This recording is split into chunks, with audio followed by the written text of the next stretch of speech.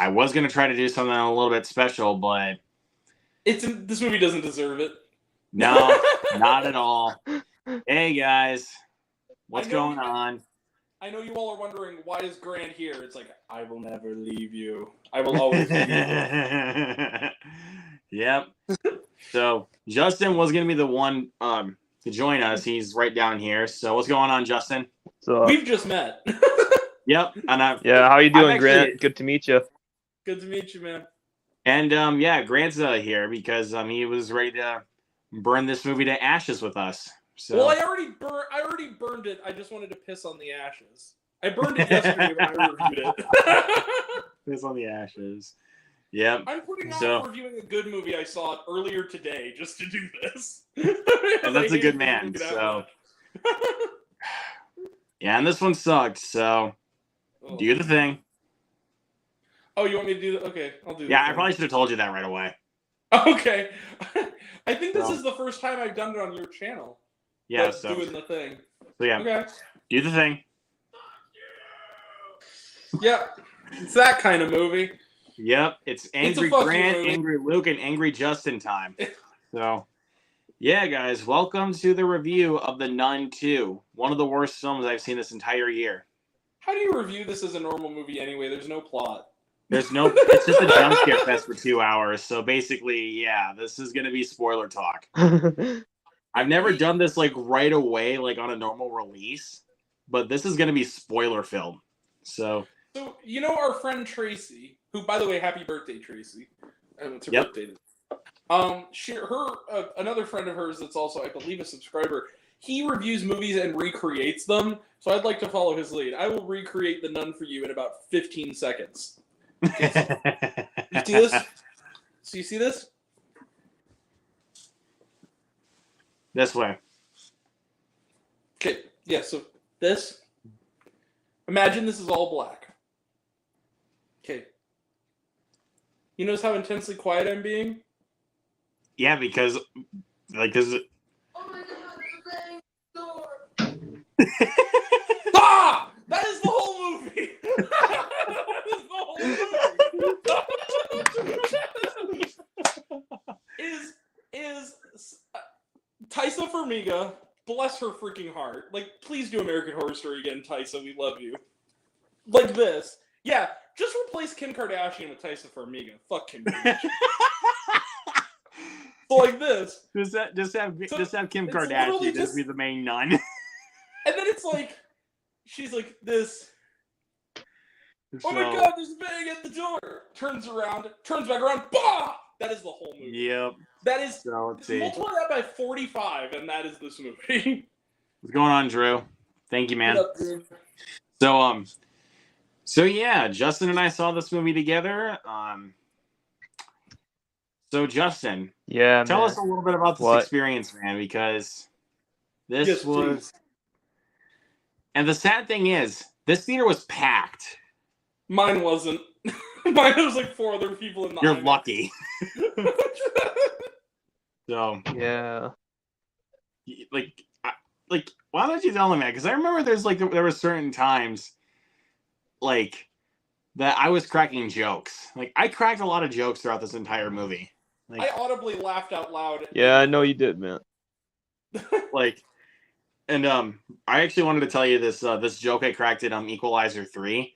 Which, by the way, that's a good movie, though. But that is a good movie. But there was just one scene that was good shit that I actually made Justin laugh. I turned to him, you remember that scene where Vincent is walking on broken glass with no shoes? Oh yeah, yeah. I was like, John McClane needs some shoes. No, dude, that's the thing. Real quick sidebar. That is okay. Do you guys know the Cinema Snob? Man, super nice guy. His review, if it's still on the channel, watch his review of A Good Day to Die Hard, where the peak of that and Transformers Dark of the Moon are his best reviews. But when he gets to a point where it's he talks about the scene where they're falling through floors of glass, he goes, I'm sorry. I know what happens to John McClane when he's on glass. And you know why? Because I've seen fucking Die Hard, John Moore. God damn it. Yes. So, Yeah. Yeah, and but what was another? Yeah, I think I know another thing that was happening. Justin, I remember that you turned to me when we were watching this movie that you wanted to leave. Like, yeah, bro, a few times actually, man. I'm all like, bro, I'm so tempted to dip right now, man. I just don't want to. I think there was even a couple people in the theater that actually dipped out of the movie, and I was like, yeah, can't blame you. Bro, if I was the only one there alone, bro, I would have been out, bro. If I was watching it alone, I would have been like, when I was walking out to go home, I was leaving the theater, and I came out and my buddy Andrew's there, and he goes, "Hey, who's working?" And he's like, "Hey, how was The Nun 2?" And I'm like, "It was a piece of shit. It was better or worse than the first one. Like, it was slightly more watchable than the first one. It's still a piece of shit." And then he said, "Yeah, dude, last screening there were like 4 people who walked out." I'm like, "Yeah." And I just like, well, the best. Okay, I wanted to tell you guys because I was so bored with this movie and no one gave a shit. I wrote down some nun puns that were in my head the entire movie that I would like to share. Oh yeah, on your Facebook post, that's right. Well, not just my Facebook post. I also wrote it in my notes. So these are the ones that I rejected from my Facebook post. I want none of this. None more, please. The Nunjuring 2 back in the habit. Nun 2 nuns on the run. Under this doesn't really fit because they're not in Italy, but so what? Under the Tuscan nun. I want none of this. I already said that one. This is a bad habit. Please break it. I'm done.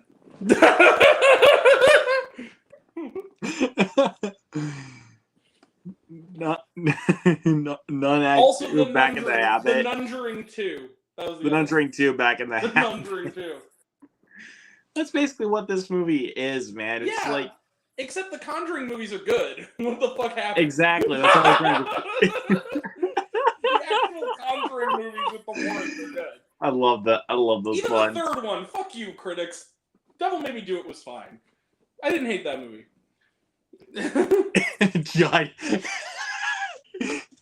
Yes.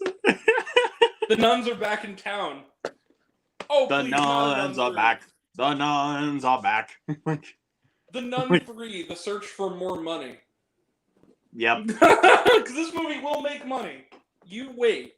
This movie is gonna. Here's Watch that. Like I can already guarantee you what Meg 3 is gonna be called. It's gonna be called Meg 3: The Trench of Money. No, there won't be a Meg 3 because I'll blow up the Warner Brothers offices before the Meg 3 is greenlit.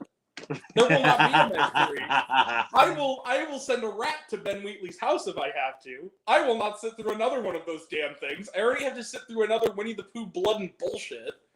Oh God! You and I have talked about that already. Dude, did you see the first? Freaking Ben sent me the set photo or whatever of the second one. It looks even shittier. The mask. They changed it and it still looks like shit. Did they go to another Spirit Halloween, like in like a different country, just to find that one? Dude, they went into a dumpster. I'll send it to you. Hold on. No, I saw that. Like, and I was just like, cool anymore. He's not even fat. Like at least the other guy was like a fat dude in a fat hillbilly with like a bad Spencer Gift mask. It just doesn't even. He doesn't have a rumbly tongue. And when his mask was moving, bro, that made no sense. Like, dude, that like, was the closest though I got to an unintentional laugh is when he would like grimace. It almost reminded me of like, because it was just so stupid. It's like when he was eating the honey. He was just like, you know what? And you know what the other problem with Winnie the Pooh Blood and Honey is? I just realized this. There are little tiny details that like were probably accidental that like in the hands of a smarter screenwriter could have made a cool version of this movie. Like the scene where he's like torturing Christopher Robin and he's using Eeyore's tail as a whip. That was kind of clever. I was like, if that was in a better movie, that would be kind of a funny detail. yeah, but the scratches on his back made no sense. Like, yeah, that's no. It wasn't like Starship Troopers, like where the bad like scars on the back actually made sense. Don't you dare criticize Starship Troopers. That movie's awesome. No, I'm not criticizing it. I just know with that scene alone, it makes sense. Like, you know, Starship Troopers is a movie that has gotten hate from some people I know, and I say, you do know it's supposed to be a comedy, right? Like, it's supposed to be a satire on the military, and they're like, it is? I'm like, that was just a stupid creature movie. I'm like, no, it's a comedy.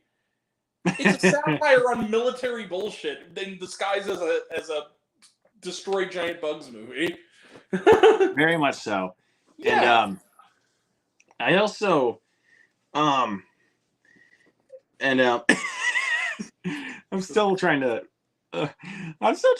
think about something to say about that, like say about this experience without laughing. Like, oh yeah, when Maurice, the I guess like quotation possessed boyfriend.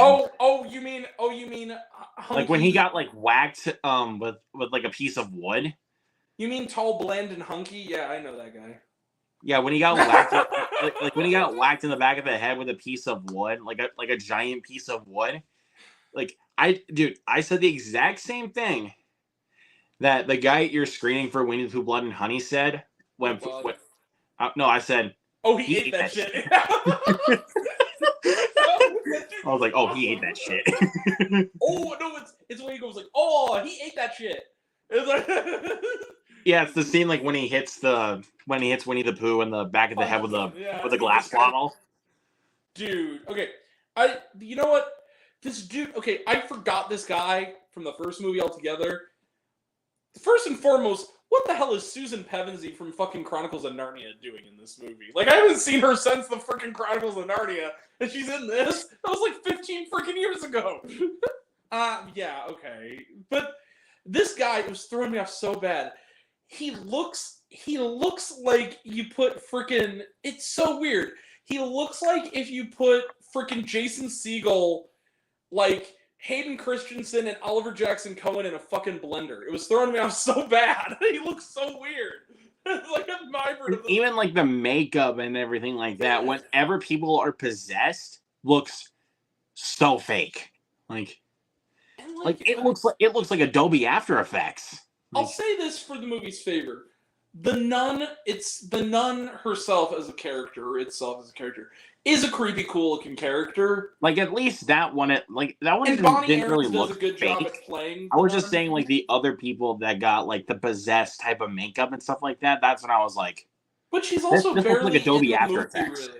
But she's also barely in the movie, really. It's all about these bland characters we couldn't give two shits about, and this. She's just kind of...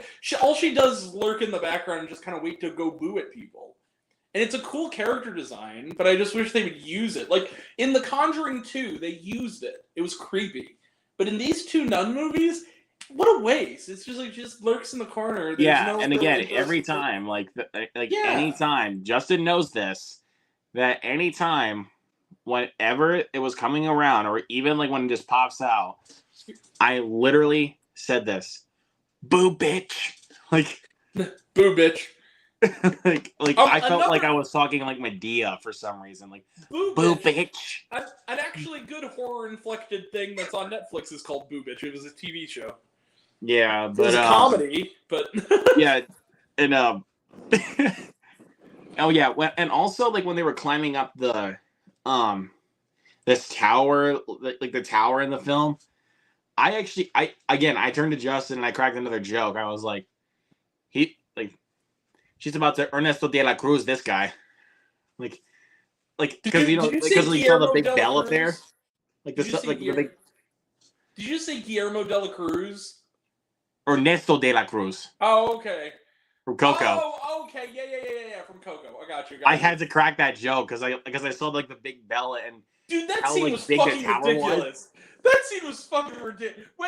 It's also terrible CGI. The freaking scene. The fire was so terrible. No, but like the scene where that almost was kind of cool in the sense of like it made like holy fucking shit, because it's just she's hanging like that, and it's just like the thing takes out the whole freaking like what the fuck. But the two scenes, I'll say. Can I tell you the two scenes that actually got an unintentional laugh out of me? So, go right in the third act, well, first off, I'll say the one that got the biggest one, where actually I couldn't help myself. I was like, I said out loud, what the fuck? The scene where the headmistress of or headmaster, whatever you want to call it, of the girls' school her son comes back, the like little ghost kid, and she's in the basement where the freaking doohickey is that they're looking for, and the nun is there, and they do like the scouring through the dark. Oh my god, there's a bang at the door. That part. She looks around, and then occasionally the kid will just pop out of a corner, and it was so fucking funny. He'll just pop out and go like, "Hi," go ahead and like, "Hi, peekaboo, mommy." Like they were just literally just trying to play peekaboo on us, and I was just like, got me so laughing because they intended to be creepy, and it was just so bad and so dumb. I was like, "That's just." And if you told me that was a comedy when it came to any jump scare besides saying "boo bitch," anytime it came to a jump scare, like and how it was done, I just said this out loud. I did not care. I was like, cheap. Well, okay. Here's the thing, though. You say whenever there was a jump scare, that was even when the jump scare is done. Like no, but I'm saying you said when there's a jump scare. What part are you referring to? Because that's an hour and 50 fucking minutes of jump scares. There's not every single jump scare, basically. Like it's a jump scare. You know what I said? I said it in my Letterboxd review, and I stand by it. This is not a movie. Remember back in the mid 2000s when YouTube was in its heyday, and they would do those freaking reaction videos where a friend would have his friend sitting at a desktop, and they would have a scene where it's like beautiful flowers and puppies, and then all of a sudden, like a scary clown face with blood dripping out of its teeth would just pop up, and they go, "Ah!" like that. Yeah. That video for 2 hours, like with just enough plot to get from moment to moment. That is it. That is it. It's not a movie. It's just that kind of thing. Hey, Justin, you still there? No. We're losing him. He's left us. Oh no! Like he just we lost him. Bring him back right here. And then the other. There he is. He's here. Okay, so, we're just trying to make sure you're still here, man. Like the other moment that broke me, where I audibly went. It wasn't even a laugh. It was kind of a. It was like a Nelson like. Like that kind of like that freaking Simpsons dude, like ha ha. It was like that kind of moment. Was the scene okay? So Tasia Farmiga, it's in like the third act.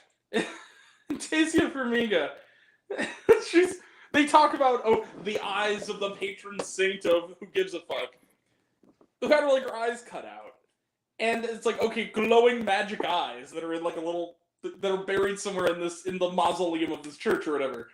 Yeah. Or chapel or whatever. So or not even church, it's an all-girls school. It was a church, and then they built. Whatever, who gives a fuck? This is so movie. Like, who gives a shit? Fuck the plot. Anyway, but nobody cares about the plot, dude. They find it. Also, like, I'm sorry. I've seen The Vitch.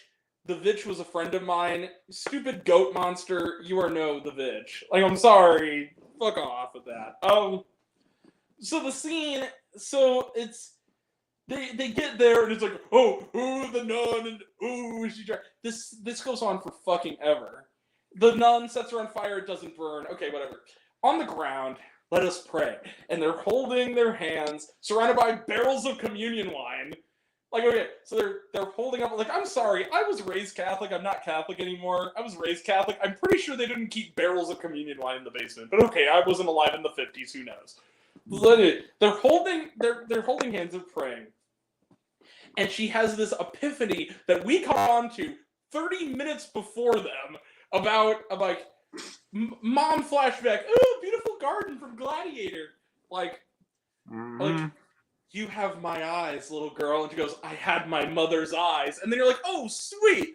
Taisa Farmiga's eyes are going to glow and she's going to shoot freaking like Superman laser beams at freaking the nun. It's like, no, no. What did they do? They freaking like blow up.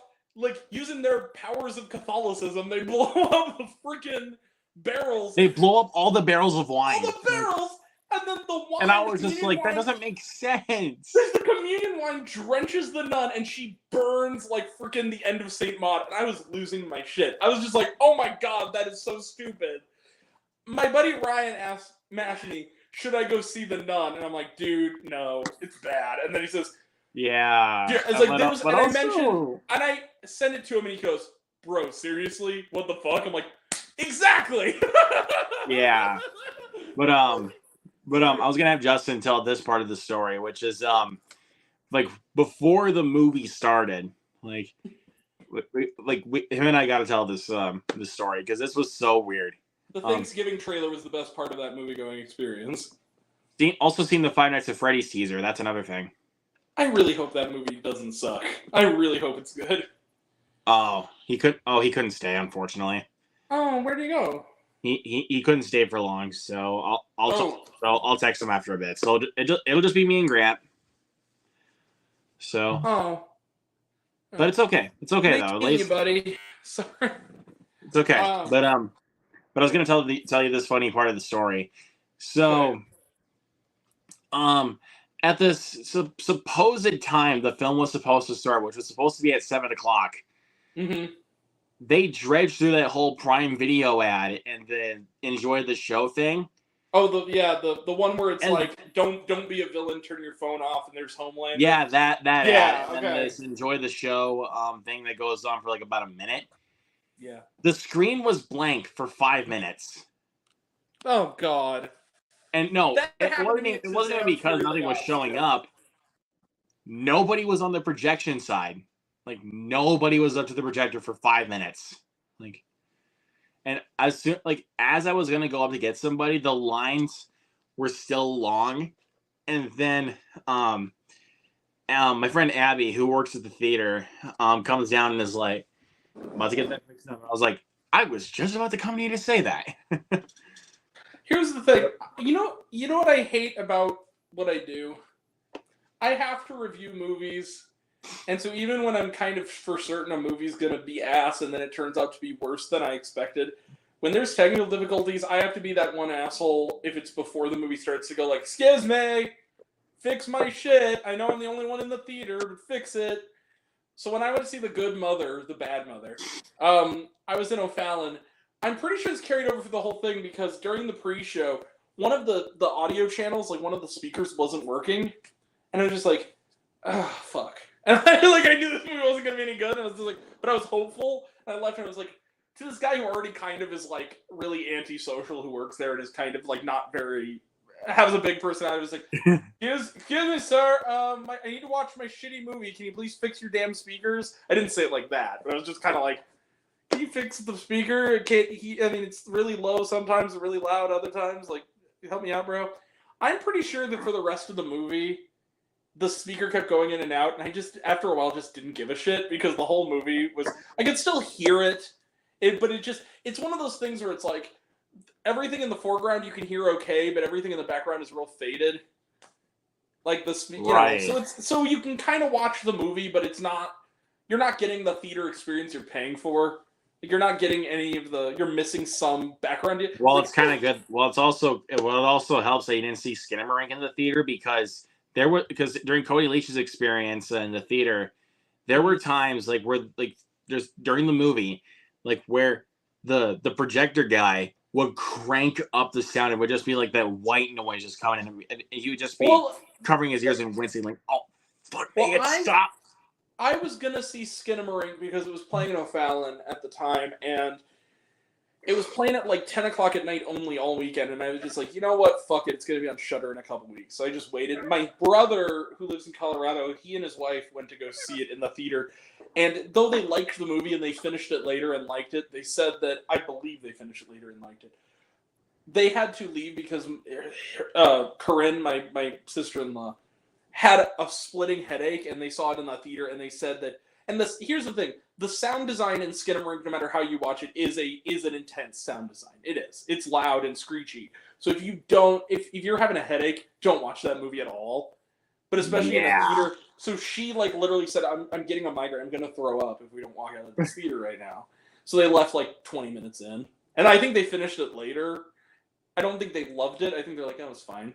Like they appreciated what it was trying to do, but they didn't like it as much as I did. Like I really... even as much as I did. Like it was not. Well, let's be fair. You didn't like it initially, Luke. You came around the first time, but now. Yeah. Speaking on now. I like to give myself some credit that I think I helped you encourage you to watch it again and give it a second look. Well, and also you and Jacob told me some theories about the film that kind of helped me want to give it a second shot. So it's always good. Like, there's always a movie that ends up on my worst list where I kind of do feel like maybe I'll give this another try down the line. Like, Elemental, I think, is going to be that one for this year. It's like, maybe I just need to watch it. I would definitely say so. Give that one another try, man. Maybe I need to watch it with my expectations at 0 on Disney Plus or something later on and just see if maybe it improves. I'm open to that. There are some movies, I'll say this. When it first came out, I didn't like WALL-E at all. I didn't know what the big deal was.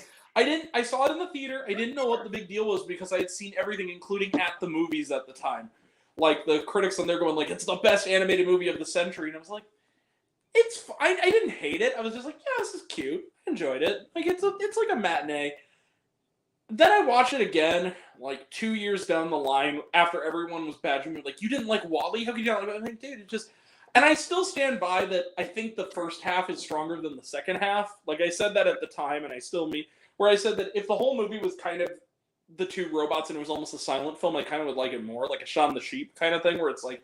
Right. That once I got on the point, but then as I got older, I've now seen it 2 more times, and every time I rewatch it, I like it a little more, and I kind of love it now, because I kind of get...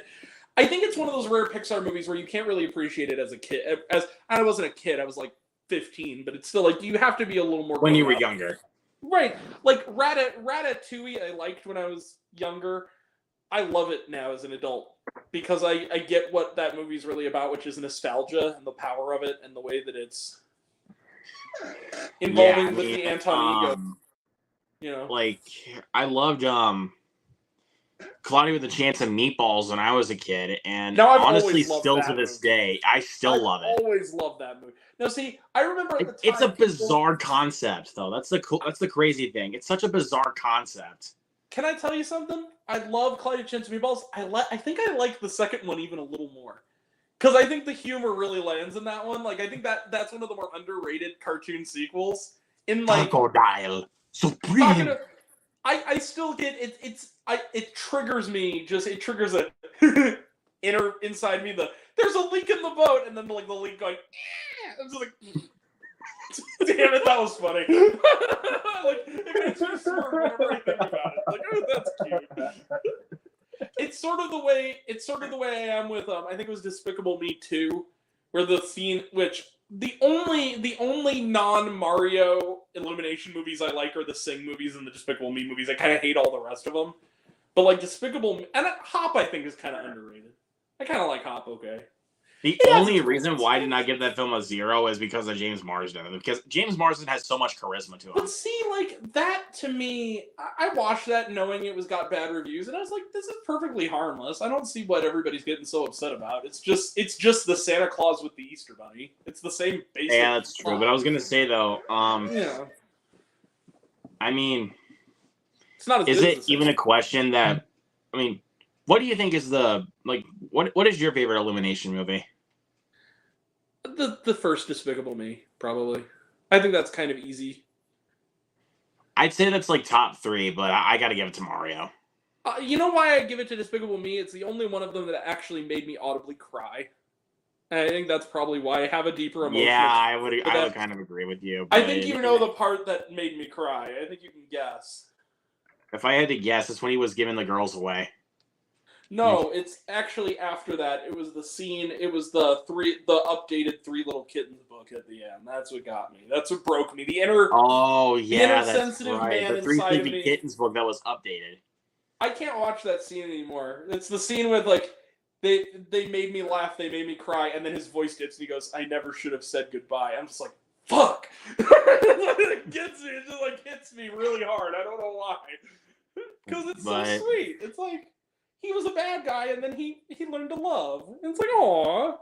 Yeah, that's a good movie. But I think we kind of know what's kind of the thing that kind of brings that movie down a little bit. What? The Minions. Okay, but here's the thing. I love the Minions. I know. I don't. Well, I'll say this though. At least the Minions were not super annoying in the first film. I'll give you a hot take. I like the first Minions movie. I think it's actually really funny. The second one was kind of but the first one, I kind of liked it. I thought it was okay. Second one wasn't terrible. It just didn't really have much. Thinking about it, I kind of hate the Rise of Gru, to be honest with you. I kind of hate it. I'll say this: there is one great joke though in the Rise of Gru, and it's at the very beginning. I think it peaks at the very beginning, and it's the Kill Bill joke at the beginning, the opening credits, where it's my lover shot me down, but it's sung in Minions, and it's like in the same tone as like freaking Kill Bill. It's like, okay, that's pretty funny, but then everything else. I could honestly tell that the Illumination guys love Kill Bill because especially the song that they used at the beginning of Mario Brothers. That's a great. Who doesn't love Kill Bill? That movie's fucking awesome. I know, but like I could tell they're like huge fans, especially because of that scene, like. Well, okay, that music is overused now.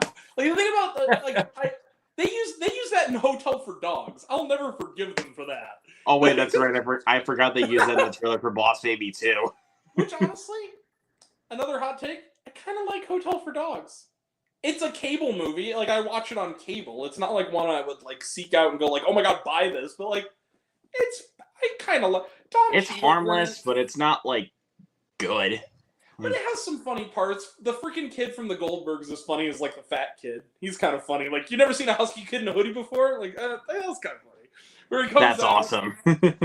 That's awesome. And like I like Emma Roberts. I like Don Cheadle. Like it has a good cast in it. Kyla Pratt. JT Austin's in it too. Yeah, too bad what happened to that guy. Because here's the thing. I love Wizards of Waverly Place. I loved that show. I thought that show was awesome. Right. That show was legit funny. Like, of the Disney Channel era, the 3 best shows that were ever on there, like, in the kind of end of its heyday, were, because it's early shows, like, even Stevens and stuff, and Lizzie McGuire, those were great. But, like, there were 3 really good ones. There was that one, Good Luck Charlie, too bad about the mom, but Good Luck Charlie was good. And then... I think the best Disney Channel show, if you're talking like pure laughs per minute, and that would be The Sweet Life of Zack and Cody, the original. Absolutely. That show is fucking hilarious. If you disagree with me, you're wrong. That show is to Disney Channel. That show is to Disney Channel what Drake and Josh is to Nickelodeon, as far as I'm concerned. Like, dude, especially that scene, like when, Mama! like when. You know that scene where they're working, like the episode where Zach and Cody are working in the kitchen and they hit one of the stars off of the board. Yeah. And then he had was it Zach that Zach has Cody go through the barrel of tomatoes to try to get it, and then when the lady's there, he just drops them. There's so many great jokes too that are kind of like off color for a Disney show. Like I love the joke when it's Chef Paolo, the fat Italian chef dude, and he has the joke about how it's olive oil, it's virgin olive oil, it's olive oil with a questionable past. I'm like, holy shit! the best joke. My mom even thinks this is funny. Is the episode of The Sweet Life of Zack and Cody where they're both running for school president. And it's just like an off the cuff. It's a line you wouldn't even think about, but it's so funny to me when they're talking to the mom and they're running for class president. And they're running against each other, and the mom is like caught in the middle, and it's like mom's on my side. It's like no, she's not, dork. She's on my side, right, mom? Right, mom? And she's just like, you guys, don't be ridiculous. I'm your mom. I'm on both your sides. And then Cody's like, yeah. What's up, Jared? By the way, he's like, they have like the mom. It's like, don't be silly. I'm on both your sides. She goes, and Cody goes, Mom, that's a cop out. And there's like a long pause. He goes, yes, it is. Now have some cake. Let's see. John has a question. What is your favorite Disney cartoon movie or show? Movie? Goofy Great Mouse Detective. That's a good one. Dude, Great Mouse Detective. I think it's honestly the most underrated Disney movie. Like, can we pick underrated? I would say, is a Goofy movie underrated? Kind of. I would say it's underrated, yeah. To be honest with you. You know Extremely Goofy movie as well. I think Extremely Goofy movie is pretty underrated too. Same. That's one of the few direct-to-video Disney movies that's actually on par with the original for me. And it's actually good. Like, yeah. The other one is the Lion King sequels. I really like especially 1.5. That was really funny. I also enjoyed the Atlantis Milo's Return. I actually thought that one was not too bad. Like, it's okay. It's not as good as the first movie is. I love Atlantis. the first That movie was is one of- awesome. I Like, saw that in the theater. Nobody saw that in the theater. I remember, like, dude, I was at the mall with Austin and Sarah before we were going to see because they had a re-release recently of Harry Potter and the Prisoner of Azkaban, so we are gonna go see that. And we are just hanging at the mall right by the theater, and we are in like FYI, and we're just looking at like it was Hot Topic. It was either FYI or Hot Topic. And FYE or Hot Topic? Yeah, FYE. Yes, thank you. And no, it was FYE. Okay, so we're looking at the clothes, and it was like all like the Japanese candy, and I took a thing of Japanese Skittles and I sent it to Ben. And I said, "Taste the rainbow, bitch," because that's our running joke is the freaking taste the rainbow, motherfucker. But the one thing we saw is we were looking at the clothes, and there was like this thing of Disney stuff, so it was like Lilo and Stitch stuff and stuff. And then I saw like, oh my god, I'm like, there's Treasure Planet shit? They had Treasure Planet t-shirts. I'm like, I didn't know they made merch for this movie. Damn. Bro, I love Treasure Planet. Dude, like, that movie is awesome. That movie not doing well is one of the biggest injustices to me in all of like Disneydom. That was a great. Oh yeah, and also let's speak on another. I mean, I know this is supposed to be a Nun 2 review, but fuck it. We've gone off. It's a hangout stream now. It's gonna be a little hangout stream with Grant and I. We talked about this more one. about the Nun 2. It's bad. Don't go see it. 1 star. 1.5. So there you go. There you go. I was gonna speak on direct-to-video sequels from Disney. We actually talked about this one the other night. Inspector Gadget 2. Which honestly better than the first one. I think because it actually understood the cartoon. It understood because see, I saw Inspector Gadget the movie in the theater, and I even at I think it was like 6 when that came out. Even I hated it then, and I didn't hate anything at that point. I hated it because I was like, mommy, this is nothing like the cartoon. Because I love Dr. Claw is not supposed to show his face, and he's not supposed to be Rupert Everett. Like, I didn't say Rupert Everett, but like, doesn't look like that, Mom. You know, I'll say this. I said it at the time, and I'll say it again. And sadly, he's no longer with us. The only person, if they were to show Dr. Claw on screen, the only one I think who could play it is sadly no longer with us, and that is Michael Clark Duncan. I think he could be an awesome Dr. Claw. I would agree with you. He has the right voice for it. He has the right build for it. And you want to know something? Yeah. You remember the movie Spies in Disguise? I've never seen it. Really? I didn't. I here's the thing. That was before I was a reviewer, and I remember it coming out. And I think what happened is I was gonna go see it with my friend, and I think I got a really bad cold. And it bombed so badly at my theater that they kept it for like 2 weeks and they dropped it. It came out like Christmas, right? Because I remember, seeing the trailer. I'm like, that looks kind of fun. That's the one with he's a pigeon, right? Yeah, where Will Smith, where Tom Holland makes this potion to make Will Smith invisible, but he ends up turning into a pigeon. I bet Will Smith wishes he was invisible right now. Got him. Keep my cartoon voice. No, keep thy cartoon movie's name out your fucking mouth. But I was gonna say, if you see the poster of the movie, like with all the characters, the villain literally, like his hand reminds me a lot of Dr. Claw. Like, okay, that's where I was like, are they real? Are they taking some inspiration about? Is this basically Blue Sky's version of Inspector Gadget? It wouldn't surprise me because the show was really popular. I mean, the show was on. It used to be on Nickelodeon when I was a kid. Like before, it was kind of in the.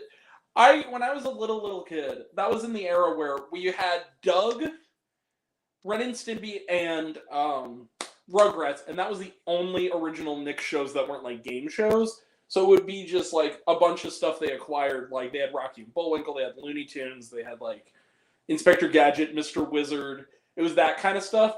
Because I was a 90s kid, and then eventually when I was like 4 or 5, we got things like Real Monsters, and then like when I was in kindergarten, we got like SpongeBob. But like before that, it was like, Hey Arnold was a good ways away. We had like this, and we had all that. That was about it. I mean, we had I mean, and also, I can't lie, man. Like when I look at a lot of those VHS promos for those cartoons, like especially the Nicktoons one, Yeah. I miss my childhood. Like, dude, you know what I miss? I played those tapes on loop. You know what I miss the most? The freaking orange clamshell cases they used to have for Nickelodeon. I actually have one of those. I know, like I had a VHS of Harriet the Spy when I was a kid that was in like the tape was orange. I got the one for the Rugrats movie. I remember I have a video. Honestly, this might be rare. I probably should have held on to this, but I have a defective SpongeBob videotape from like when I was a kid, and it was like, what was the episode where they eat the salad, or was it salad or a sundae where it gives them bad breath, and he thinks that everyone's terrified of him, but it's just that his breath stinks. I think that was in the compilation of Sponge Buddies. Sponge Buddies, that was it. So I have a tape that is, I think, was recalled, and I never gave it back. It could actually be worth something. It's defective because I remember that because when I watched it, it actually freaked me out as a kid because I'd seen that episode a million times, and then I saw the tape, and I'm like, "Mommy, what's going on?" It was the scene where that's like, "I just don't get it. I don't either." That part. So it's the part where he's supposed to say "hi building" and the building disappears. He doesn't say "hi building." He says, "I just don't get it. I don't either." And then it goes to that scene again. It repeats it twice. There was like a glitch in the tape, and I was like, "That's so weird." And I'm like, "Is this?" That probably was. I even said this when we were moving. I'm like, I shouldn't have thrown that out. That was worth something, probably, because I'm sure it wasn't the only one. Maybe they made a few that were like defective. Yeah. that might be a. But I actually still I was gonna tell you this. I actually still have one of the SpongeBob tapes. Like one of the like. I actually have the last SpongeBob tape that was ever released. Like, I don't think that Lost in Time. Oh yeah, Lost in Time. Yeah. I have that one still. I've had that one since I was a kid. I still have it. I don't think people. That thing is rare. Like, I don't think kids today understand. Man, I sound like an old man. I don't think kids today understand. And also, you're considerably younger than. I'm not considerably. But you're quite a bit younger than me. Like, but you were, But I still kind of grew up in that era, though. Yeah, like you're just, you're like 7 or 8 years younger than I am. So yeah, when I nobody is gonna remember anymore. The streaming has given us great strides with like the technology, and we're able to watch any movie we want kind of now. I really do miss the ritual of like on a Friday night, you're going to a friend's house, you get freaking like KFC or pizza, and you go to Blockbuster and you just rent a couple of movies and just have a slumber party. I miss those days. I miss the days where you could just go to an actual film. And yeah, it was irritating. You could never find what you were looking for, and the late fees were ridiculous. But I love Blockbuster. I miss that kind of or Family Video. I love that. I have Family Video in my area. Like the ritual thing. I remember when Netflix was still just a DVD distributor, where you could rent movies through DVD. That's what Tracy did. Like I remember I still have burning a hole in somewhere a freaking DVD. I think it was like all 3 discs of the first season of the Powerpuff Girls that I got from Netflix. Like when the box set first came out, like when I was like middle school. Yeah, but I was going to show you. I actually have a VHS in this in a movie gallery case that I actually found in a consignment store. Okay. And you want to know what's inside? What? This is dude. This one's also really rare. Okay. It's Kicking and Screaming. Kicking. Oh, the Will Ferrell, which also underrated ass Will Ferrell movie. You go to hell, and while you're there, why don't you grab me a juice box? I'm Buck Weston, and I have balls and vitamins. But also run like a gazelle. And vitamins. I like that movie. I saw that in the theater when that came out. I think that movie's fun. I even watched that one when I was in summer school. Like, dude, that was like the first movie Josh Hutcherson was in, wasn't it? Wasn't he like the brother or something? I think, if I remember right, yeah. But I need or to. He was like that. That's right. He was like the much younger brother of Will Ferrell, like a dickweed. That's right. Judd. Well, Get out. to be fair to you, Judd, Penny Gadget did all the work. So like that's a good one. You're not wrong though. Let's see. Yes, Jared, thank you. Meet the Hell yeah. Robinsons. I got a big Allow head, me to little share arms. some light on the subject. I got little arms. Those I get it remember- off. Get it off. I was Like in middle dude, school. like he when- gets his nose smashed in from a window. Like, But here's the thing: some Disney movies from my childhood that I really dug do not hold up. I watched, like, the other day, or not even the other day, it was a few years back. I was watching, like, just casually. I think I caught like half of it on Disney XD when I was flipping through the channels. Chicken Little. It was like the first time I'd seen it in like 10 years. I'm like, this movie is really a piece of shit, isn't it? Like, everybody in this movie is an asshole, except for Chicken Little. And then, but he's just a miserable sad sack. You just feel bad for the whole damn movie. This movie's not good. I remember loving it as a kid and thinking it was awesome. And then it's like, oh, but even his dad's a dick. Aw, sorry. it was But cheap. Meet the Robinsons, though, that was a good ass movie. Oh yeah, here's the one that I watched. Do you want to know another movie that you want to know a Disney movie that actually kind of freaked me out a little bit as a kid? All of them, because I'm with you. Oh, there was one. There was one that actually kind of scared me as a kid. Okay. The Aristocats. What part of it scared you? I'm not saying It was the scene like when you remember the scene like when the butler was getting was basically like doing like this kind of like juggle like with the cats, like Yes. that scene kind of scared me. I was like, oh Yeah. no, like that actually kind of scared me for some reason. I don't know why. You know what used to creep me out when I was just when I would watch it on video, I would fast forward through it like I couldn't watch it. I love these movies and I love her in these movies, but I couldn't like back. It was like on a VHS. I think it was a VHS for like freaking Tarzan or something. There was a promo. It wasn't a trailer because it was like a year before it came out. It was like a teaser. It was 30 seconds for what I think it was 102 animations, where it's literally just the dogs flying around and like that was all cute. And then it cuts to freaking Glenn Close looking directly in the camera and just cackling like a maniac. And I just like as a kid that scared the shit out of me. Surprise! I was like, oh my god, I can't do this. I saw that movie in the theater. Oh yeah, and also the glowing eye scene in Atlantis: The Lost Empire kind of creeped me out too. At that point, I was old enough that I was like, you know what, this doesn't bother me. I freaking love Atlantis, though. That movie's awesome. That movie is genuinely awesome. They got I'm trying to remember another one. Did you know that the guy who created the Hellboy comic book did animation on that movie? Which one? Forgot. Atlantis. Oh, Atlantis. I Like did the not know ships that. were designed by him and shit. Like it looks like a comic book.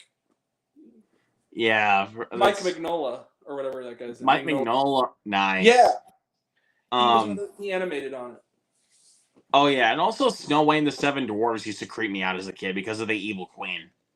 Also, for all of you people who are freaking probably not watching this, but who are freaking like being mean to Rachel Zegler on Twitter, shut the fuck up. Is she not allowed to have an opinion? Well, also, like, let's be real. You guys have childhood nostalgia. I'm gonna say something shocking. I know everybody has childhood nostalgia in this movie. Guess what? Snow White was not that good of a movie. It was innovative. It's an important part of film history. The character was a ninny. She was not a well-developed character. She's absolutely right. I completely agree with Rachel Zegler. There you go. I look forward to the new one. I want to see what they do. Thank you, Grant. Thank you for defending my case on this. Yeah. Because I'm not understanding why people are hating on her. Like, she never said that she hated the movie. She said that she said something along the lines of, the movie hasn't aged well. We're updating it because, like, Snow White was a do-nothing who was waiting for her prince to come. I'm like, that's exactly who the character was. And she is right right to criticize that. It's outdated. There's and then people just want to be like, and people just want to be like, she should have kept her mouth shut. And I'm like, no, you know what it is? Like, look at this. Like, anytime I hear any of those comments, I'm just like, you know what it is? A woman tried to have any kind of opinion, and therefore the man babies of the internet were like, torture her. Because women and can't also they're have racist. Yeah, racist too. Well, because they were dude, she is Latina, for crying out They were loud. out to get her moment one. And the thing is, like, okay, the thing that like was the first thing that people criticized was her responding to her friend Peter Dinklage, because Peter Dinklage on a podcast said like that he loves Rachel Zegler. They're doing the Hunger Games together. Like they were making that before they. Which I'm actually really looking forward to, for crying out loud. Which I hope. I'm hopeful about it. I'm gonna see it. Dude, before you go on, dude, Jason Schwartzman's gonna be in it. Like, I know. I'm excited about that. And I'm just like, and I was just like, dude, no way. Okay. I haven't. This is the only book in the series I haven't read. Is he playing the younger version of Stanley Tucci's character from the movies, the main movies? Because I thought that's why he was like the host, wasn't he? I think so. I think that might he wasn't be. Blue hair yet, but other than that, I thought he was playing the same character. Yeah, hold on. Hunger Games. Because that would be perfect casting if he's playing that character. Yeah, let's honestly. see. Jason Schwartzman's awesome. I love that dude. Yeah, he's got like the kind of mustache he had in Grand Budapest Hotel, wearing a red suit. Like, I'm gonna screenshot this on Instagram and I'm gonna send it to you right away. Okay. So boom. Just send it to you. Yeah, he does have. He looks like that character. That's what I'm saying. I saw him in the trailer and I was like, is that the same? Because I've seen the trailer like a zillion times this summer. I have not gotten that trailer at all. I've gotten it a lot. I've gotten it like every other movie. I've seen the trailer like online, but I was like, yeah. When am I going to get this? And also for the newbie trivia stuff, anytime like they do the blurry image thing for that one, I'm like, it's Hunger Games. You know that they phased out almost all of the Maria Menounos parts recently? Have you noticed that? Like that it's just that's kind of sad though, because that was actually one of my favorite parts of the trivia. Like, a lot of people in the theater openly while I'm watching me criticize Maria Menounos. I think she's likable, perfectly likable. She is funny too. Like, yeah, her laugh is a little irritating, but other than that, yeah, she's perfectly okay. I don't think she's bad, not at all. Yeah, but I mean, like, Maria Menounos. Yeah, but again, though, for many people that is still hating on Rachel Zegler because of the comments she made about Snow White, fuck all of you, because you guys have to understand it's not wrong for a person like her to have an opinion. Well, and here's the thing. I have a feeling the new Snow White is going to be good anyway. You know why? Guess who the screenwriter is? Who's that? Greta Gerwig. Oh, shoot, I forgot. So, yep. Director and also writer of Barbie. So, and it's directed by Mark Webb. I know he's had his bumps in the road, but when he makes a good movie, he makes a good-ass movie. 500 Days of Summer. Gifted. Really underrated movie. Honestly, but the Amazing Spider-Man movies, though, I don't hate them. Okay. The second one, though, I hate the second one. Like, 2 was a clusterfuck, but it was kind of an interesting clusterfuck. It's kind of a watchable mess. I don't know. I don't hate it. It's not a good movie. But Dane DeHaan talks like this the whole time. You know what? I know what bums me out about Dane DeHaan, and I'm glad he was in Oppenheimer so that I don't have to defend him anymore. When that guy wants to be a good actor and he's in the right material, he can be really good. Like Chronicle, Cure for Wellness. And you know what else? Guess what, folks? Hot take coming. Valerian and the City of a Thousand Planets. That movie's awesome. Thank you. That's a good movie. As shit. I love that movie.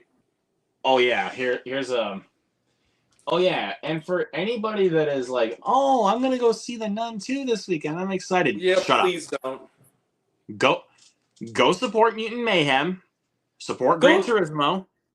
Support Equalizer. I'll do one better. So just go support Blue Beetle, for crying out loud. Go support Blue Beetle. No, you know what? Those are great. Go see if you're in a theater near you that is showing Bottoms. See that right now. That's a great movie. Also, I would strongly recommend to see anything else besides that one. Also, you know what else? If you're in a city that has a large Indian population, it'll probably be showing because it's become a big hit this week. If you've seen Equalizer and you've seen all the other summer action movies, go see Jawan. That movie's fucking awesome. I just got back from seeing it earlier today. It's 3 hours of just pure masculine cool. Oh yeah, and also, you actually want to. I mean, I'm pretty sure this is the most obvious answer, but you want to know a horror movie that even when it has jump scares, they're actually really scary? Yeah. From this year? This. Yeah, but here's the thing. It's not just the jump scares, though. It's also just a good-ass movie. It has good characters and a good story. There actually is a story to be told here. Like, I gave a shit about Auntie Beth and those kids. I wanted to see them get out of it okay. Which is more than I can say also, this movie took risks. Also, they actually killed off some of the kids. Also, Lily Sullivan, if you're watching this, hit me up. I want to try to get her on the show at some point to talk a little bit about Evil Dead Rise. This Lily Sullivan, if you can get Lily Sullivan on here, have me on. I'm talking about Auntie Beth, bro. I know. Dude, I've never seen that actress before. She is just awesome. And beautiful. And I would love to get her on the show at some point, so that way we can I can talk through a little bit about Evil Dead Rise and like what it was for her, working on set, You know what I'm honestly considering? I actually was going to propose this because I'm kind of thick as thieves with these people at this time. I was honestly considering, because they have another movie coming out. I can't do it during the strike because I'm pretty sure they're SAG. I was going to ask Fiona Robert, the director of the Country Club, if she and her sister would want to do an interview on my channel with me, like over Zoom or something. But since the strike is still going on, I gotta wait. Yeah. So yeah, let's see. I'm trying to think of another good, at least good movie. Charlie, you're amazing. Moist Critical. Yep. I'm looking at my feed, just subscription feed, and the latest one from him it's just a shot of the nun, and it says why the hell did this get a sequel? I'm like, thank you. I thought the exact same thing when this was coming out. I was like, why is the nun getting a sequel?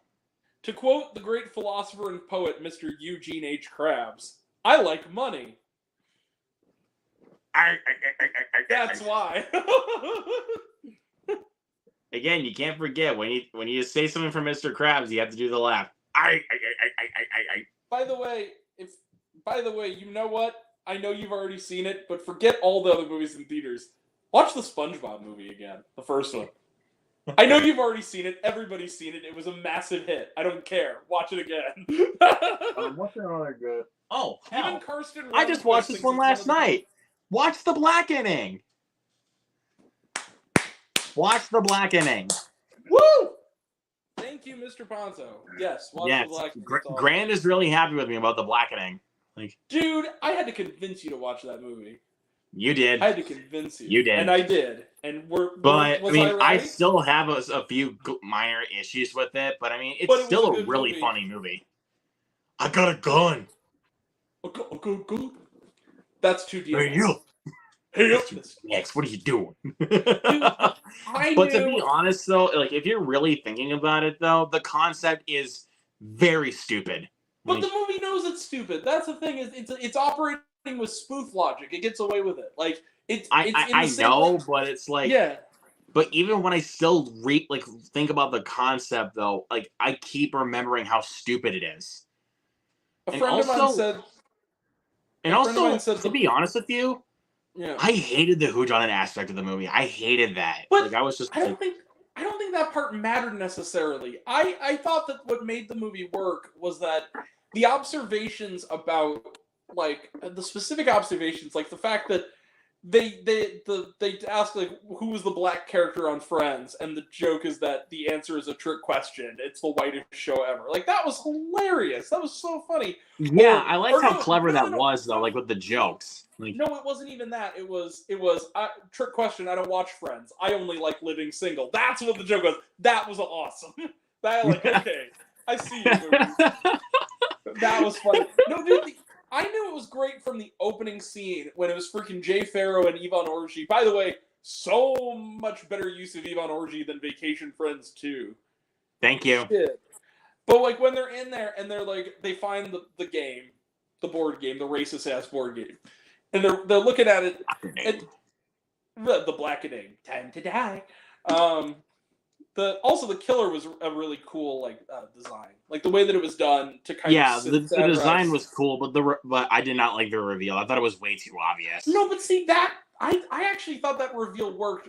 It was obvious, but it was funny because I think that I thought that was actually kind of funny in a way that it was the guy who was the most out of place. I think that was part of the joke. And also, here's the thing: the scene that I don't think I was with anybody, but I think I just said to myself I think I'm gonna love this movie. Was the scene because it's one of my favorite movies of the year. I love The Blackening. The scene early on. Fair, man. I'm not blaming you for it. They open up the game, and they're talking about who was like the black person who lived the longest, and they mention I think it was like Omar Epps and Jada Pinkett in Scream 2, and they said no, they died right away, and then they have that little moment where they're like, you know what it was? They probably couldn't afford to keep them in the movie for that long. And like, yeah, you're probably right. And they kind of glance toward the camera. That is honestly with this look of concern. I'm like, that's hilarious. I just like, okay, movie. I don't know. You already have 5. They hit the wall like 5. You're staying at 5 for the time being. Good job. Sure, man. Like that was a good.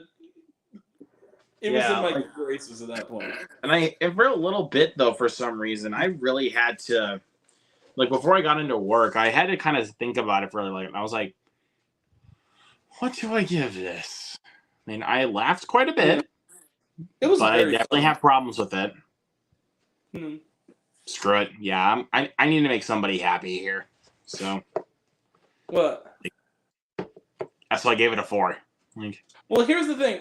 Also, the last joke was fabulous. The last joke of the movie. The last joke had me busting up laughing. I don't even think I can say what it is without you guys getting demonetized just because it's stupid. But it involves a hose. That's all I will say. That was hilarious. Oh my god!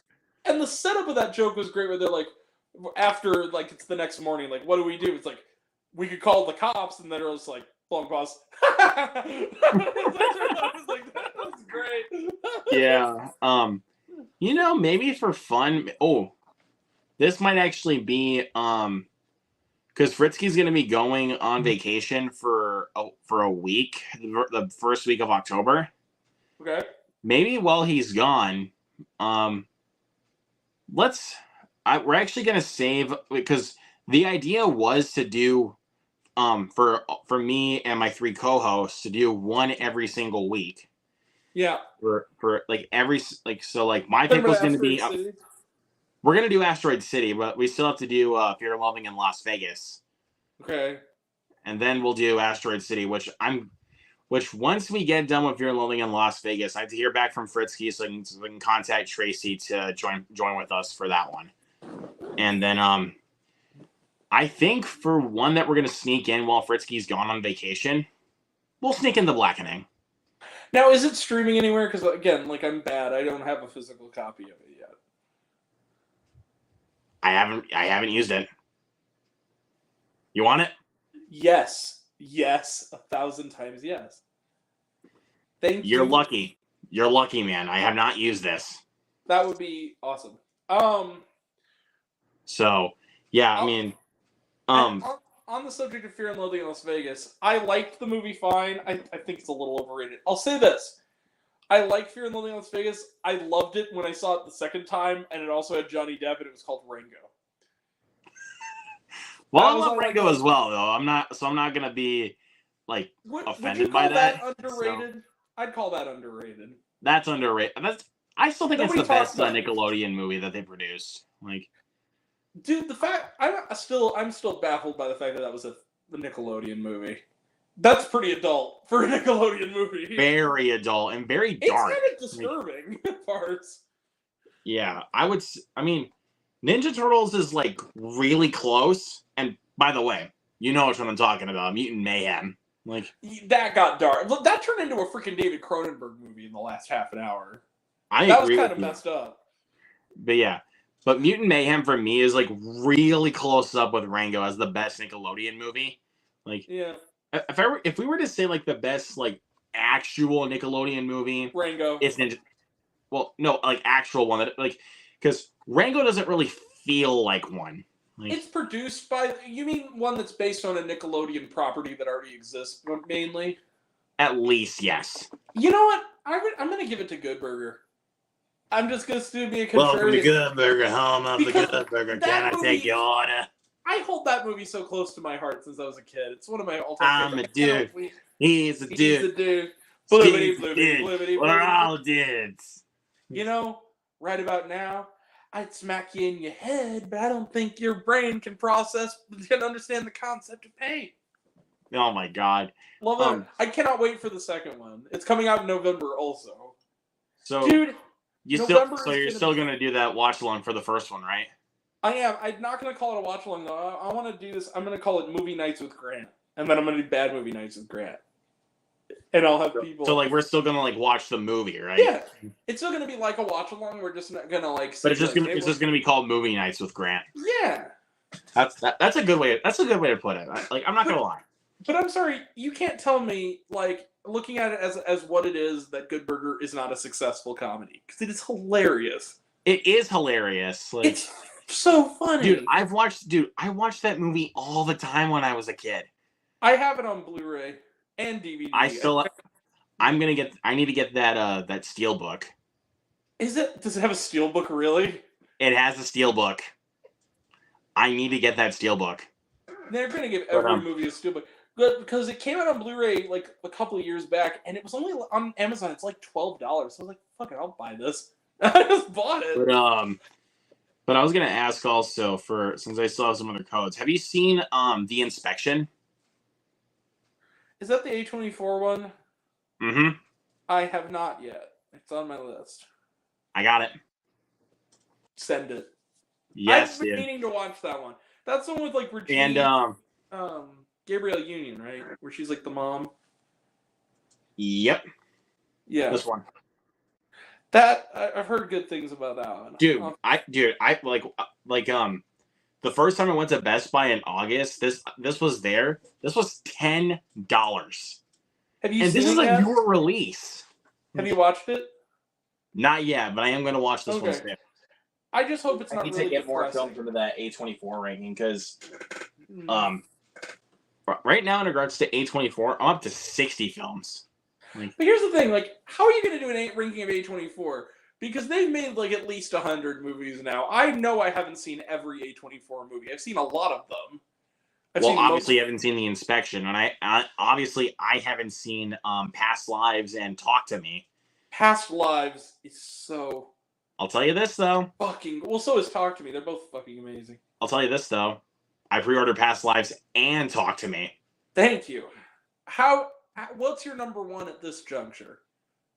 What, for A24? Yeah. If you had to pick one. I know that's a hard thing to ask. This is the easiest one. It's Everything Everywhere All at Once. Like, that's close for me. You know what I'm gonna give it? I love that movie so much. I love it too. I own that movie. You know what? I'll say this. I'm gonna go with the less clear choice though. I think it's gonna be Marcel the Shell with Shoes On. That movie just that's touched a good my one soul too. in a way that few movies have to that extent. What about this one's in my top 3 A24 films. I know you've seen this one too. High Life. High Life. Robert Pattinson. I don't remember anything about it. Is that the one where it's like him and his daughter and they're in space or something? Yep. Is it Claire Denis? Is it her movie? Yep. Yeah, I've seen it. I just don't remember anything. No, The Lighthouse would be in my top 10. That's for damn sure. Yeah, The Lighthouse. You like my cooking. You fond of me lobster. You're fond of me. You're fond of me lobster. You fond of me lobster. Why'd you spill your beans, Tommy? Wait a minute. What? If I had really, besides Everything Everywhere All at Once, if you could, what do you think is the most batshit insane A24 film? Men. Easily. Men. It has to be Men. The last 20 minutes of freaking Men is insane. I gotta go with Beau is Afraid. Like, You know what? Scratch that. Beau is Afraid. You're right. That movie is nuts. Beau is Afraid is 3 hours of the last 20 minutes of Men, basically. Yeah. Oh my god. Like, dude, like the I dick felt monster like that bleeds. when I watched it, as soon as I turned that movie on, I felt like Ari Aster just inserted like a drug in, like just injected a drug into my neck, and I was like, whoa, there you go. There's like that. You know what's a giant? You know what one of my favorite things about Beau is Afraid is, among the many things, because I fucking love that movie. One of the best things about it is that it is so 3 hours of Ari Aster going, you thought this was a real horror film. Nah, nah, nah, nah. Fuck you. It's like 3 hours. It's like the best 3 hour shit post I've ever seen. It's amazing. It's like, you think you know what this is? Gotcha. Fuck you. Be like, oh, you think you're going to go this way? Nope. You think this is going to be Hereditary again? Guess what? I'm going to throw in a freaking penis monster that bleeds cum. Merry Christmas, everybody! That movie's insane. I love it. I love that. Let's see. I'm trying to look and see what else I got. Oh, that was already given away. You thought the scene where the girl gets decapitated in Hereditary was crazy? I'm gonna have a teenage girl drink paint. Holy shit! Shit, dude. What the fuck? Oh wait. You and I were talking about bad movie nights for a little bit. Knights of the Zodiac has to be our inaugural episode. It has to be. We have to do that one. We have to do that one first. I mean, I own it, so. Isn't it going to be on Netflix? It is a Sony movie. It has to be on Netflix at some point, right? Because they have that deal. It should be. I mean, it's got. Big George Foreman's on Netflix right now, so. Which wasn't bad. It was all right. I liked it. I watched that one recently. Yeah, it's not bad at all. Like, it held that I did not watch the trailers. Like, a little too long, but its heart is in the right place. It's a pretty good movie overall. I mean, it's at least like when you say its heart is in the right place, it's at least not an abject failure. And it's also a faith-based movie that doesn't say everyone who disagrees with the faith is a monster. It's not like it doesn't have an agenda. Like, it feels like a real movie. It's not like Nefarious. Like, yeah, it's more in line with stuff like Jesus Revolution, where it's like it's just a movie that happens to be about religion. Woodlawn? Yeah, Woodlawn wasn't bad. Woodlawn's like the film that, like, what? That was the football one, right? Yeah, and Sean Astin's in that one too. When the game, I remember that wasn't that one that was with all I remember about it was it had Michael Chiklis in it. I remember liking it. It was and the dude gets shot in the drive-by at that one. When the Game Stands Tall. That was okay. But him getting shot though, that was dark. Like, and it was like a G-rated movie, which was surprising. No, like, dude, that movie was PG for crying out loud. Like, oh, it was? Okay. It was PG, and I was like, dude, that's PG-13 level right there. Like, dude, like, he gets freaking murdered. It's not like just like, oh, it was an accident. He dies in like a car accident. He gets freaking shot through his window. Like, he was legit murdered. And it was Stephen James. Like, that's a really good actor. They kind of like, he was the guy who played Jesse Owens in that one movie, which also wasn't bad. Yeah, that wasn't bad. That wasn't too bad either. Jason Sudeikis was kind of miscast, but other than that, it's kind of weird seeing him like. That was the equivalent. There was one movie I saw where I think it was like Randy Quaid played the King of France or something. I'm like, yeah, no movie. I'm sorry, I can't go with you there. Sorry. I thought you were gonna say that. I thought you were gonna say that where Randy Quaid played as an Amish guy in Kingpin. No, because the Kingpin, that is perfect casting. In Kingpin, now is okay. Talk about underrated. Kingpin is awesome. Kingpin is hilarious. Like, dude, freaking Bill Murray in that movie. That's another one of those Bill Murray movies where every line that comes out of his mouth is just gold. Yeah. That scene, like when the scene in the third act, like when they start the bowling tournament, like like he bowls it like he doesn't just bowl the ball, he literally bowls his rubber hand. Like, have you like, you've seen There's Something About Mary, right? Yes. That's one of those, like, you ever see a movie that doesn't make you feel like you're gonna pee yourself? It makes you feel like you're actually gonna shit your pants at the same time, laughing. There's something about Mary is that movie, like from beginning to end. That movie's fucking hilarious. Another good Fairley Brothers movie. Obviously Dumb and Dumber. Like, well, yeah, Dumb and Dumber's got, and also, you know what? Dumb and Dumber 2 was not that bad. Thank you. It was okay. It had its moments. Dumb and Dumberer. Dumb and Dumberer. There's one joke that like made me laugh in that movie. Well, also, that wasn't the Fairley Brothers who made that movie. Nobody really who. Was I know, but since we were on, I mentioned that since we were on the topic of Dumb and Dumber. It was terrible, but there is one laugh in it. And it's not because of anything involving Harry and Lloyd. It's all because of Bob Saget. And it's the freaking... Bob Saget! It's the scene where... rest in peace, by the way. It's the scene where they smear shit all over the freaking books. And that was chocolate. Like... Yeah, it was chocolate, but it looks like shit. And even American Dad made reference to it, where it's like Bob Saget shit everywhere. There's shit everywhere. But it wasn't because of the shit. It was because Bob Saget is funny, and so when Bob Saget goes, "Oh my God, Jesus Christ, there's shit everywhere," that was funny. Like his delivery was funny. That was the equivalent of like in Vacation Friends 2, Lil Rel's reaction to the freaking cocaine that was the mom. That was like the part where the delivery was all what made that funny. Yeah, and also, if you want to ask me if people were to ask me, what do you think is the most underrated movie from the Fairley Brothers? Movie 43. I actually believe that, truly. But okay, go ahead. That one doesn't count because it wasn't just made by the Fairley Brothers. The Three Stooges. That one, and also Stuck on You with Matt Damon and Greg Kinnear. Yes, Stuck on You is hilarious. I like Shallow Hal too. Shallow Hal's pretty funny.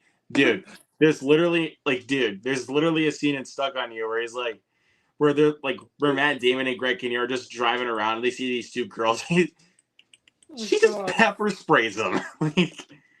They also, if memory serves, didn't they also do Osmosis Jones? Yep. So see that, here's the thing. I haven't watched it recently. I remember as a kid thinking that movie was hilarious. And maybe it hasn't aged great. But yeah, to also answer on that question, yeah, definitely the Three Stooges. Like, Three Stooges is actually people were complaining that it's just three guys impersonating the Three Stooges. That was the whole point. But here's the thing, like, they did it respectfully, and it was funny. And the other thing I'll say is this. I remember at the time, most people, I remember even critics weren't necessarily hated the Three Stooges. I think it was even like 60-something, wasn't it, on Rotten Tomatoes for a while? At least like, I think so, yeah, but it's not like it's in like the 50s now. But there were the people who liked it really liked it. It wasn't like I didn't read anybody who gave it like a 0 or something. But I remember at the time Chris Stuckman reviewed it, and it was like his number 2 worst of that year. He hated that movie. Like when it was also on Jeremy John's top 10 worst list that year. Which I don't get because okay, I feel like Chris Stuckman, well, that's also, to be fair, Chris Stuckman gave a positive review to The Nun, too. So the guy can be wrong sometimes. But here's the thing. Honestly, I love Chris Stuckman. I don't know what the fuck is going on with his channel right now. He's just reviewing shit just randomly that he likes. He's not really looking at anything critically anymore. Did he even review The Equalizer 3? No. I don't think so. Fuck off, man. And here's the thing, I'm looking forward to Shelby Oaks. Don't get me wrong. I gave to the Kickstarter. Like, I'm excited. But yeah, but like when I saw he didn't review Equalizer 3 and decided to review The Nun 2, I was like, fuck off. You can respect filmmakers so that you're a little bit less hard on bad movies and still review bad movies badly. Like, it's okay. You don't have to review. That's what I'm saying to Chris Stuckman. Like, it's okay, buddy. We won't think any less of you if you do that still. I know, but it's like, really, though? Yeah, like, I remember Chris Stuckman, when he would go on a rant, it would be the funniest thing ever. Like, with his freaking... If you see his Emoji Movie review, it's just gold. That is one of the best reviews I've ever seen in my life. That yell he does, I have to turn it down to, like, 3, knowing that's coming when I watch that, because it's so loud it pierces. Today I went and saw it. But dude, it like audio, that was loud. Like legit, that would like break the sound system. Like, how does he still have a voice after that? Like, that would ruin your vocal cords. He had a microphone on him, so I mean that also helps. Yeah, and Here's the thing. I remember the Emoji Movie. When I saw that movie, I walked out of it like when it was over. Like, I mean, it was exactly as bad as I thought it would be. It wasn't much worse than I thought it'd be, or much better. It was just kind of like whatever. It was a babysitter. But then it took me a couple days, and I just thought more on it as after I saw it. I was like, yeah, that movie was a piece of shit, huh? And then I thought it panders to children. Like, I think I gave it like 2 stars initially when people asked me like 2 stars, and then I thought about it like, no, this was a fucking 0. Fuck this movie. Yeah, that's a 0-star movie. Dude, the fact that the message of this movie that is portrayed as a positive is, first off, be meh, never be outgoing. First off. Second off, I'm an outgoing person, for crying out loud here. Yeah, that's what I'm saying, though. But I'm saying that's the message of the movie is trying to impart, is that personality, it's overrated. Be meh. The other thing is conform. Always conform. Never question authority. Always conform to it. And also, if you want to be an independent person, nah, fuck it. Just be a princess. That's okay. And also text more often. Text more often. Also, Candy Crush is fucking amazing, and all you little kids should download it. I think emotional damage. I think one review said it best, where they said this is a movie. They gave it said 0 stars, and the whole review was like, "At the end of this movie, Twitter saves the world." Do I need to say anything more? That was like the whole review. I was like, "Thank you." Twitter saves the world. Oh my god! They freaking fly off upon their mighty Twitter bird steed into the freaking Digiverse or whatever. Like, come on, movie. You're just asking to be roasted now. I'll say this, the only good aspect of the Emoji Movie, yes, there is one good thing. Even the worst movies can have one good thing. Stephen Wright's casting as the dad was perfect casting. If you know that dude's stand-up, he's known for the kind of dry, I'm Stephen Wright. Hey, like, that was perfect casting. Everything else, though, not that he said anything funny, but it was perfect casting, though, right? Yeah, it's like even Meg 2, it's like Jason Statham is still like awesome. It's just that he's still at least charismatic, I guess. Shit. I mean, and then you even said it like there was one good line, and then there was just ruin and spinning gold. Like, oh yeah, that was. Here's the thing, that line, I say was good. To quote Crimson Cinema, it's like you bitches ruined this by being so fucking extra. It's like, yeah, exactly. Was that if you watch? By the way, if you have not subscribed, watch Primshood Cinema. It's one of the funniest channels. He does a review of Soul Plane that is hilarious, where there's one joke that makes him laugh, and then like Monique starts like overacting and goes, you bitch, you ruined everything by being so fucking extra. It's great. And they get to, there's a part of it where like it's like a third act like redemption scene. He goes, "You all trying to have a dramatic moment? Fuck off, Soul Plane." I love that. He did a video on the That's So Raven episode where like which also That's So Raven was great. That's So Raven where she exposes the racist boss. And they're talking about like the backstory where Orlando Brown's character, freaking Eddie, is talking about his white friend's dad like profiling him, and he goes, "That's a really sad story." Like, but to be fair, he goes, like, Orlando Brown, I wouldn't want my kid hanging out with your ass either. And then it just comes to a clip of Orlando Brown saying something crazy. It's like, dude, that's amazing. Since you were talking about racist boss, yeah. Since you said, I wanted to. Did you watch any of Cody Leach's actual conversations with his boss videos on TikTok? Like, no, I haven't. I love those videos. Like that. I mean, obviously, there's more. Like he is poking fun at them, obviously, but people are commenting like shit. Yeah. So like, yeah. Like, here's what I want to do really quick. Before we log off for tonight. Yeah.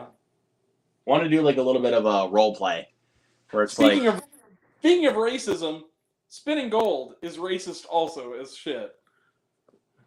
Among other things. Not just racist, but also you literally had a guy that raped people, and it was treated like Ray, I'm pretty sure that I'm not a lawyer, but I'm pretty sure that luring a woman into a recording booth and recording her orgasm sounds against her will and profiting off of it does fall into the category of rape. Mm-hmm. By most state laws of this country. So let's see, like, so let's do the. So I'm gonna try to tell you over the role play. So basically, I'm your boss, and I'm asking you if you're working overtime. You tell me no, and when the conversation kind of carries on, you know how it goes. So, hey, Grant, are you working overtime this weekend? No. Well, you also kind of got to explain why. Like, you got your stuff done early and all that. And all that I got to get up early and get to the screening. So you're not working overtime this weekend? Are you sure about this? No, dude, I said I'm not. There's other people here that could use your help. Well, sorry. I don't know. Like if I had that kind of job, like where somebody was asking me, "Hey, you working overtime this weekend?" I'd be like, "No, I got my stuff's done already." Like I know it, and I know it's a daily routine, but I got my stuff done. Yeah. I just No, but for those who are curious, so that you can save your time and money and not bother watching spinning, because don't. It's terrible. And this is not like they're saying it's so bad, I need to see. It's like, no, it's so bad that it's kind of despicable. There's one line. It is despicable. There's one line that they come back to later. So I actually like this actor, so it makes me all the sadder. Dan Fogler, who is basically, he was the guy. He was one of those guys that a lot of people thought was like, oh, he's like a Jack Black wannabe, but like, turned out he actually had some talent, and like people just didn't know it. Speaking of underrated movies, Balls of Fury. But anyway, that's another topic. There's one. Okay, even if you hate that movie, and I understand it's a stupid movie, you have to give me. There's one joke. I'll say what it is. That is just makes that movie worth it for me. But anyway, speaking of that, in Spinning Gold, so they have a moment where they like rough up somebody. They're trying to make a deal with like a producer or something, and he says, I'm not gonna remember the guy's name. It's just Frank, I guess, is the guy's name. It's like, why are you all here? I'm sure you weren't coming here just to beat up Frank or something. And then he goes, and then Info goes like, that's why I came here. That's like the one joke where I'm like, okay, that's kind of amusing. And then later he goes, hey, Frank, it's time for round 2 or something. He pushes him, and it's like, oh, God, you ruined it. It was like the one line that was kind of funny. But then he ruined it. That movie sucks. No, in Balls of Fury, there's a moment where it's not even Dan Fogler makes fun. So it was Dietrich Bader, because Dietrich Bader is awesome. So Dietrich Bader, there's a scene in the movie where he's like this homoerotic, like freaking like ping pong player. Because Balls of Fury is like kung fu ping pong, is basically what it is. And at the end of the movie, there's a scene where he at a point where he's in the Shaolin Temple, and he's befriended this panda that's clearly a doll. And he's like hugging it, and he's like, "I love you, panda." And so there's a moment where the temple is crumbling, and they're finishing their ping pong tournament. It's like Dan Fogler and Christopher Walken. They're finishing their ping pong tournament, and he goes, "Dude, we gotta get out! Like, dude, pull the car around. We gotta go. This place is going up." And then he runs by and goes, "All right, man, hold on. I gotta go grab my panda." Runs off screen, runs back, and goes, "Panda's dead. Let's go." Oh my God, that's awesome. But yeah, but one last thing, I was going to talk about the trailers I got. We got, like I said, the teaser for Five Nights at Freddy's still looks great. I'm really excited.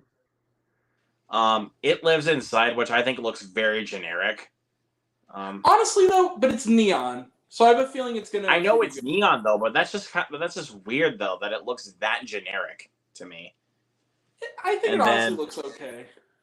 And then the teaser for Thanksgiving. All will be carved.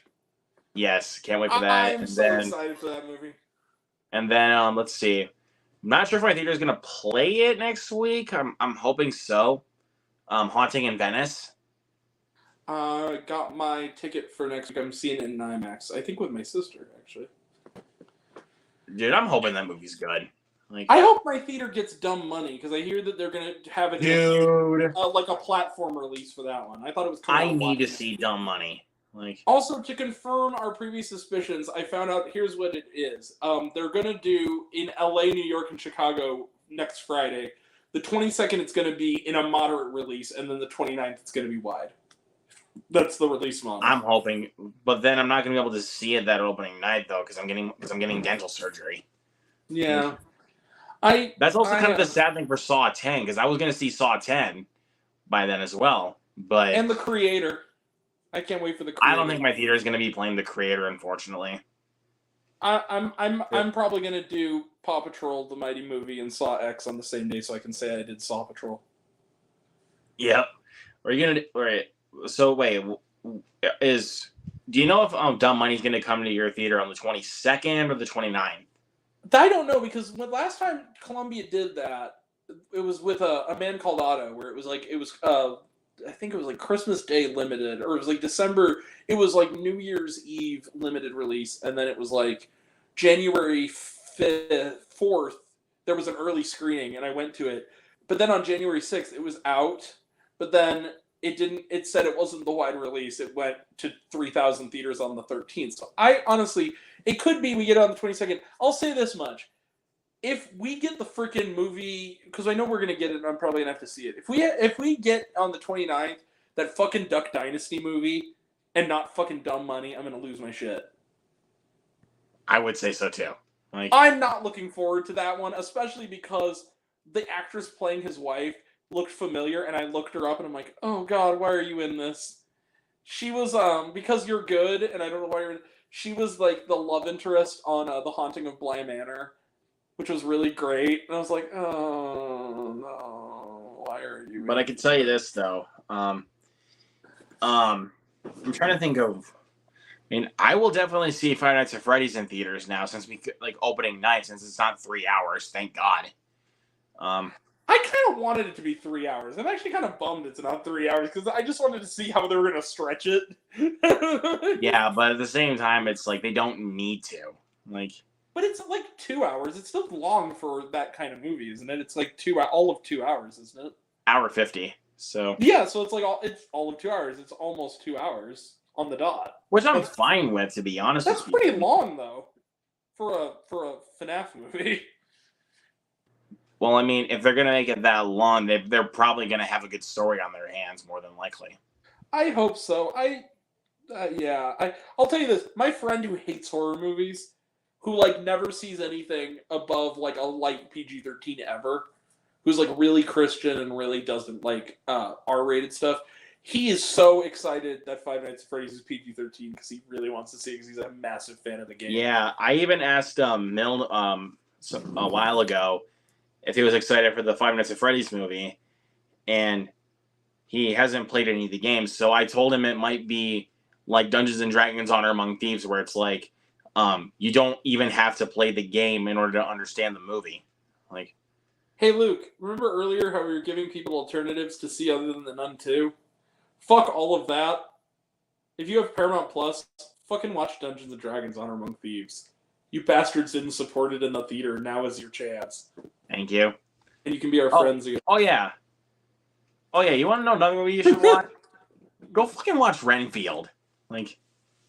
By the way, my dad was visiting my stepbrother at his lake, and he flew back.